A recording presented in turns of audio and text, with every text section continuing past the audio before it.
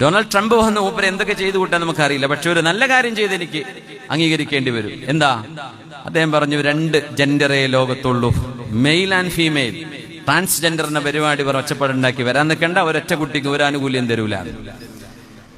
ട്രംപിന്റെ ഒരു ചില നല്ല കാര്യം മൂപ്പര് പലതും വിളിച്ചു പറയും. പക്ഷെ അയാൾ ജനിച്ചിട്ട് ഇതുവരെ, അയാൾ പറഞ്ഞ വിഷയമാണ് ഒരു ഇന്റർവ്യൂവിൽ, ഇതുവരെ ഒരു മുറുക്ക് കള്ളു കുടിച്ചിട്ടില്ല, ജീവിതത്തിൽ സിഗരറ്റ് വലിച്ചിട്ടില്ല അദ്ദേഹം പറയാം.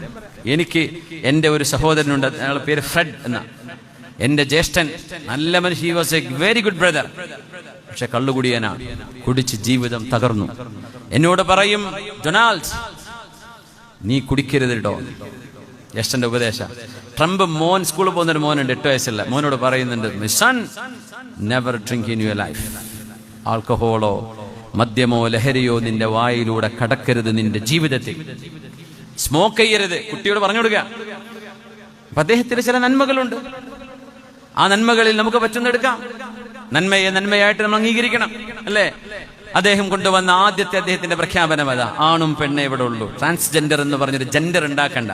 കാരണം അൽഹഖിൽ മാല ബിൽ മബാൽ, മനുഷ്യന്റെ മബാലുകൾ ഒന്നുകിൽ ദഖറാണ് അല്ലെങ്കിൽ ഉൻസയാണ്.